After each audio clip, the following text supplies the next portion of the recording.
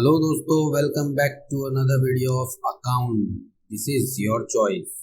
आज हम लोग वन क्लास की ओर से सेकंड वीडियो लेके आए हैं, chapter number 1 class 12 fundamental of partnership. मैं हूं सुधीर सर।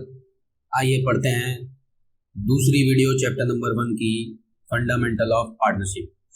पहली वीडियो में हमने पढ़ा था पार्टनरशिप होता क्या है, पार्टनरशिप के क्या क्या एसेंशियल एलिमेंट्स थे, पार्टनरशिप डीड नहीं बना पाने पर क्या क्या प्रोविजंस करते हैं, पार्टनरशिप एक्ट किस पे बिलोंग करता है। ठीक है, तो सारी चीजें अगर जिसने पुरानी वीडियो नहीं देखी है वो पुरानी वीडियो में जाकर उस चीज को देखे, फिर उसके बाद video number 1.2 means second video में आए। तो आइए पढ़ते हैं हम। नेक्स्ट टॉपिक इज, फिर हमारा क्वेश्चन नंबर नेक्स्ट होगा। आई थिंक आज का क्वेश्चन नंबर 1 कर लेते हैं। टॉपिक देखना ध्यान से, ये है हमारा फीचर्स ऑफ पार्टनरशिप।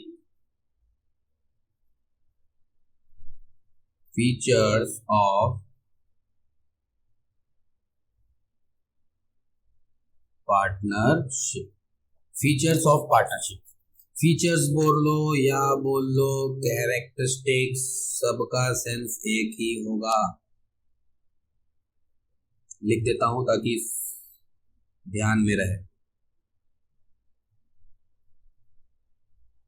समझ आया? तो चलिए स्टार्ट करते हैं। Features of partnership. तो जैसा कि मीनिंग में हमने पढ़ा था कि what do you mean by partnership. Partnership when two और more person undertaking a business is called partnership. मतलब पार्टनरशिप की मीनिंग में ही इसका एसेंशियल फीचर्स छुपा हुआ होता है। और सिर्फ पार्टनरशिप में ही नहीं, चाहे कोई भी क्वेश्चन हो, किसी के भी फीचर्स, कैरेक्टरिस्टिक, एडवांटेज, सारी चीजें हैं, वो उसकी मीनिंग में ही हाइड होता है। बस हमें उसको ढूंढना रहता है, निकालना पड़ता है। तो आइए फीचर्स ऑफ पार्टनरशिप में पढ़ते हैं हम। पहला पॉइंट है हमारा टू और मोर पर्सन। टू और मोर पर्सन, पहला पॉइंट है हमारा टू और मोर पर्सन। और नेक्स्ट पॉइंट इज एग्रीमेंट। उन दो पार्टनर्स या जितने भी पार्टनर्स हैं, जितने भी पर्सन हैं, उनके बीच क्या होना चाहिए? एग्रीमेंट होना चाहिए। And the other part is business. उनके बीच क्या होना चाहिए? एक बिजनेस टर्म्स होना चाहिए। और बिजनेस के बाद तो वही होगा भैया, प्रॉफिट या फिर लॉस। तो हम तो प्रॉफिट लेके चलते हैं, प्रॉफिट शेयर करेंगे। समझ आया? और last point is, sorry, business carried by any and acting all। Short में लिखा हूं इसको। तो ये हमारा फीचर्स या कैरेक्टरिस्टिक ऑफ पार्टनरशिप है। आइए समझते हैं।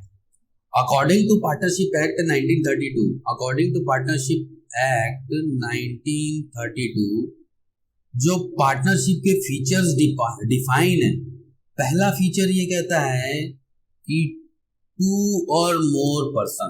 पहला फीचर ये है पार्टनरशिप में टू और मोर पर्सन। मतलब पार्टनरशिप जो इंडियन कॉन्ट्रैक्ट बना हुआ है, जो इंडियन कॉन्ट्रैक्ट एक्ट है, जो इंडियन कॉन्ट्रैक्ट एक्ट 1872 है, उसमें कहा गया है कि माइनर या डिस्क्वालीफाई या अनसाउंड माइंड को पार्टनरशिप में नहीं लिया जा सकता। ठीक है, बट जो पार्टनरशिप होता है वो कम से कम दो या दो से अधिक पर्सन का इन्वॉल्वमेंट उसमें बहुत जरूरी है। Indian partnership act 1932, there must be at least two और more person in a partnership and all such person must be contract. मतलब दो या दो से अधिक पर्सन होने चाहिए, टू और मोर पर्सन, दो या दो से अधिक पर्सन होने चाहिए और उनके बीच में एक क्या होना चाहिए, एग्रीमेंट होना चाहिए।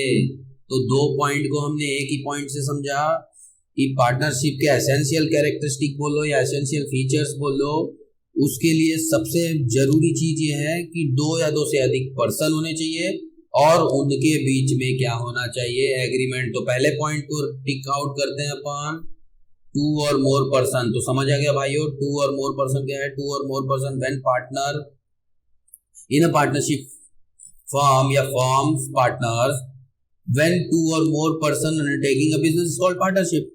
तो सही बात है ना, जो मीनिंग में लिखा हुआ है वही हमारे कैरेक्टरिस्टिक में डिफाइन हो रहा है। तो दो या दो से अधिक पर्सन मिलकर जब किसी बिजनेस को स्टार्ट करें वो होता है पार्टनरशिप।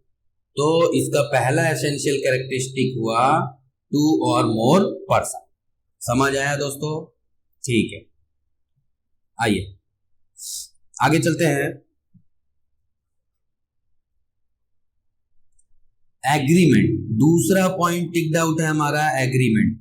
अब एग्रीमेंट में क्या होगा, partners come into existence by agreement. मतलब जो भी पार्टनर आएंगे उनके बीच में क्या होगा, बिटवीन क्या होगा, एक एग्रीमेंट होना जरूरी है। आइदर अब वो एग्रीमेंट चाहे ओरल हो जाए या रिटर्न फॉर्म में हो। The agreement amongst the partner is the basis of relationship which may be for the particular venture for a period or at will। मतलब जो सारी चीजें होंगी पार्टनर्स के बीच में वो एग्रीमेंट के थ्रू डिफाइंड होगा, चाहे वो ओरल हो जाए या रिटर्न हो जाए। अब वो उसी बेसिस में, इसी एग्रीमेंट के बेसिस में क्या करेंगे, आगे बिजनेस को रन करेंगे। समझ आया दोस्तों? दो पॉइंट हमारा हुआ, टू और मोर पर्सन, और दूसरा था हमारा एग्रीमेंट। आते हैं तीसरे पॉइंट के अंदर। तीसरा पॉइंट है हमारा बिजनेस। अब समझना दोस्तों, अब partnership is a form to lawful business. अब जो पार्टनर्स होंगे उनके बीच क्या होना चाहिए,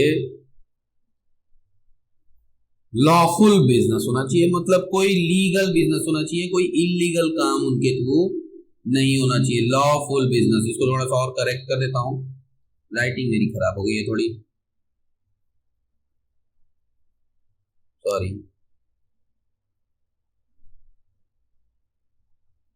इनके बीच लॉफुल बिजनेस होने चाहिए। इनके बीच क्या होना चाहिए, लॉफुल बिजनेस। लॉफुल बिजनेस होना चाहिए, मतलब illegal business can not be consider in partnership. मतलब कोई भी पार्टनरशिप में हम इलीगल बिजनेस कंसिडर नहीं कर सकते। ऐसी बिजनेस जिसको गवर्नमेंट या कानून, लॉ हमें परमिशन नहीं देता, उस टाइप का बिजनेस नहीं होना चाहिए। Is a legal business, lawful business. तो पार्टनरशिप का तीसरा मेन एसेंशियल एलिमेंट ये था, फीचर्स ये था कि पहला था टू और मोर पर्सन, दूसरा था एग्रीमेंट, तीसरा था बिजनेस। उनके बीच में कोई भी एक लॉफुल बिजनेस होना जरूरी है, चाहे वो ट्रेड हो या प्रोफेशन से रिलेटेड हो, चाहे वो ट्रेड हो या उनके प्रोफेशन से रिलेटेड हो। समझ आया दोस्तों? तीन पॉइंट। चलिए चौथे पॉइंट में टिक आउट करते हैं। चौथे पॉइंट है प्रॉफिट शेयर। सबसे एमपी जो डिस्प्यूट्स की जड़ होती है, जो विवाद आता है, प्रॉफिट शेयरिंग। क्योंकि पैसा झगड़े की जड़ है पार्टनरशिप में। चलिए आइए देखते हैं। The agreement between amongst the partner must be share profit और लॉस ऑफ द बिजनेस। मतलब जो इनके बीच में एग्रीमेंट होगा, प्रॉफिट शेयर का यहां बता देता हूं, जो इनके बीच में एग्रीमेंट होगा वो प्रॉफिट और लॉस को शेयर करने के बीच में, मतलब जो एग्रीमेंट इसमें हुआ होगा पार्टनर्स के बीच में, उसमें प्रॉफिट एंड लॉस रेशियो भी क्या होगा, डिफाइन होगा। समझ आए दोस्तों? उसमें प्रॉफिट एंड लॉस रेशियो भी क्या होगा, डिफाइन होगा। समझ आया? उसमें प्रॉफिट एंड लॉस रेशियो भी डिफाइन होगा, क्योंकि पहले एग्रीमेंट में हम सारी चीजें क्लियर कर ले ताकि बाद में प्रॉफिट हो या लॉस हो उसको डिस्ट्रीब्यूट करने में हमें समस्या ना हो। It is not essential for all partner must be share और losses also. There may be provision of partnership deed particular partner shall not be bear a losses. समझ आया। और प्रोविजन ऑफ डीड में मैंने पहले भी बता चुका है, प्रोविजन ऑफ डीड में पार्टनरशिप के बीच में जो एग्रीमेंट होता है उसी के थ्रू हम क्या करते हैं, डीड के थ्रू ही हम क्या करते हैं, प्रॉफिट शेयर करते हैं। समझ आया दोस्तों। अब लास्ट पॉइंट इसके आते हैं। लास्ट पॉइंट लिखा है business carried by any of acting all. इसका मतलब ये है चाहे बिजनेस कोई भी करे, इन द सेंस समझते हैं business of partners can be carried on by all partners. चाहे बिजनेस ऑल पार्टनर्स करे, ऑल पार्टनर्स मिलकर बिजनेस करे या फिर किसी एक के थ्रू किया गया, और एनीवन किसी एक के थ्रू पार्टनरशिप किया गया, बट ये एक्टिंग, ये जो एक्ट है, ये जो हैपन है, वो सब पार्टनर्स का ही माना जाएगा, पार्टनर्स के थ्रू ही किया जाएगा। ऐसा नहीं कि अगर हम पार्टनरशिप में है, वो काम कर रहा है तो पार्टनरशिप फॉर्म उसी का हो गया, ऐसा नहीं है। चाहे मैं काम करूं, चाहे वो करे, चाहे हम सब करें, काम हमारा पार्टनरशिप पे ही डिपेंड। समझ आया दोस्तों, पार्टनरशिप पे ही डिपेंड होगा। ठीक है, तो ये था हमारा characteristic of partnership. Characteristic of partnership में हमने सबसे पहला पढ़ा टू और मोर पर्सन, दो या दो से अधिक पर्सन होने चाहिए। टू और मोर पर्सन, दो या दो से अधिक पर्सन होने चाहिए। उनके बीच में क्या होना चाहिए, एक एग्रीमेंट होना चाहिए, और एग्रीमेंट के बाद वो किसी बिजनेस को रन करते हो, बिजनेस होना चाहिए। बिजनेस के बाद उनमें प्रॉफिट शेयर करना, और प्रॉफिट शेयर करने के बाद उनमें business carried by any partner और एक्टिंग ऑफ ऑल। मतलब बिजनेस कोई भी करे, चाहे एक करे, चाहे दोनों मिल के करे, चाहे दूसरा पर्सन करे, एक्ट सारे पार्टनरशिप फॉर्म्स पे डिपेंड करेगा। तो समझ आया दोस्तों, ये था हमारा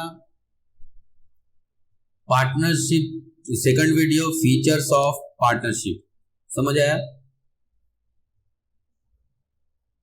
आइए दोस्तों हम दूसरे टॉपिक पर चलते हैं, राइट्स ऑफ पार्टनर्स। पार्टनर्स को क्या क्या राइट्स दिए गए, चलिए आइए पढ़ते हैं। तो पार्टनर्स को कुछ कुछ राइट्स दिए गए हैं। पहला पॉइंट इसमें है, every partner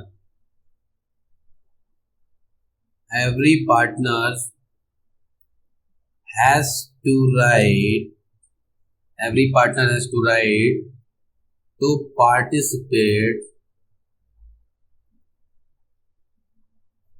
every partner has to participate in the management of the business, management of the business। समझना दोस्तों, पहला राइट ये है, हर पार्टनर का राइट ये है कि वो पार्टिसिपेट कर सकता है कि इसमें बिजनेस के मैनेजमेंट। समझ आया दोस्तों, मतलब पार्टनर्स को ये अधिकार दिए जाते हैं कि वो हर पार्टनर, ऐसा नहीं कि कोई एक पार्टनर को ये मेन पार्टनर, न्यू पार्टनर, नहीं, every partner has to right participate in management of the business. Business के मैनेजमेंट में हर पार्टनर अपना पार्टिसिपेट कर सकता है। समझ आया दोस्तों, पहला पॉइंट। दूसरा पॉइंट आते हैं, every partner has to right consulted about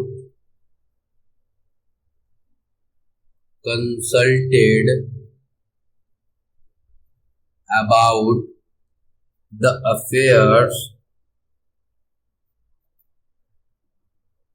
affairs of the business। समझ आया दोस्तों। दूसरा पॉइंट यहाँ पर यह है कि हर पार्टनर क्या कर सकता है, कंसल्ट कर सकता है। हर पार्टनर क्या कर सकता है, कंसल्ट कर सकता है अफेयर्स ऑफ बिजनेस। बिजनेस की एक्टिविटीज को जानने का, कंसल्ट करने का सारा अधिकार पार्टनर्स को रहता है। समझ आया, क्योंकि partnership business is depend on partners, that's why all partners consult about affairs of the business। समझ आया, ठीक है। थर्ड पॉइंट लेते हैं हम। थर्ड पॉइंट में आते हैं। थर्ड पॉइंट ये है, every partner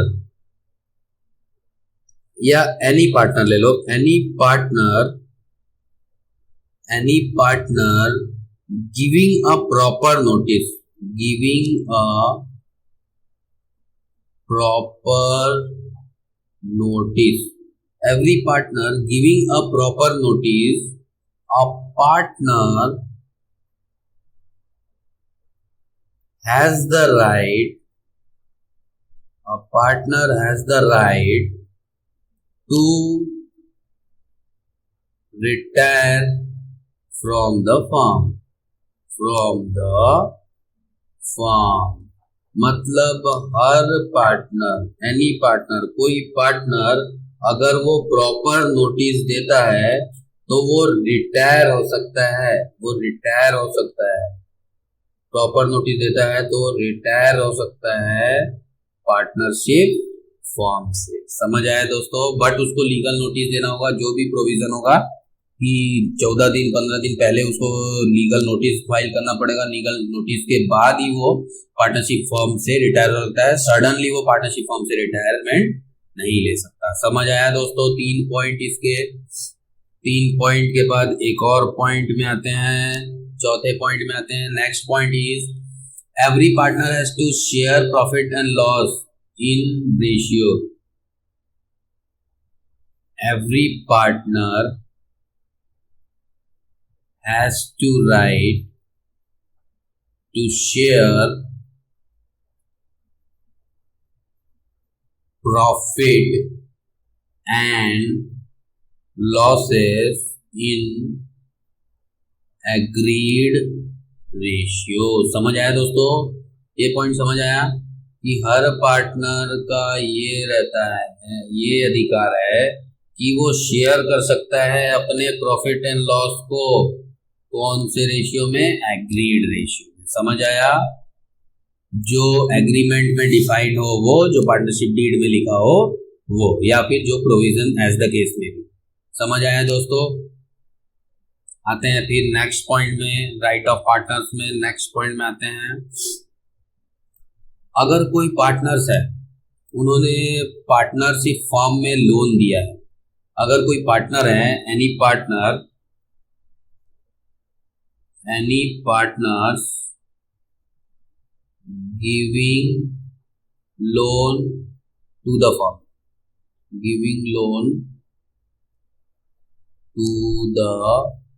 firm, then 6% per annum interest is charged by partners। समझ आया? अगर कोई पार्टनर है, उसने पार्टनरशिप फॉर्म को लोन दिया है, अगर कोई पार्टनर है उसने लोन दिया है किसको? फॉर्म को, तो वो 6% पर एनम इंटरेस्ट चार्ज कर सकता है बाय पार्टनर्स। समझ आया? पार्टनरशिप फॉर्म से। ठीक है, समझ आया दोस्तों? यहां पर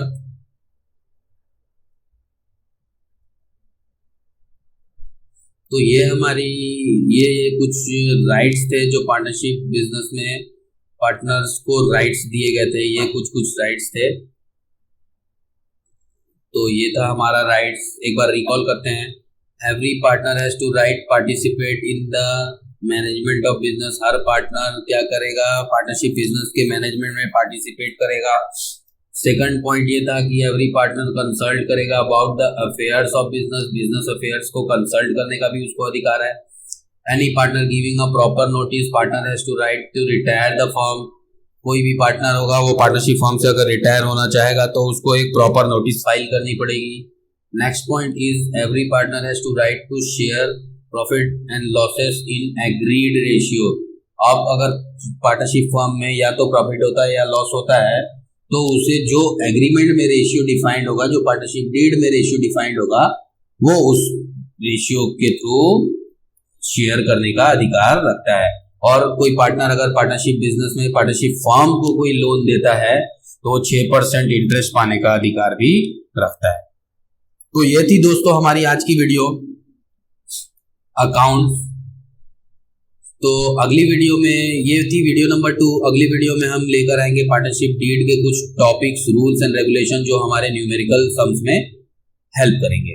तो आज के लिए वंस क्लासेस की ओर से मैं हूं सुधीर सर, बाय बाय, मिलते हैं अगले वीडियो में वंस क्लासेस।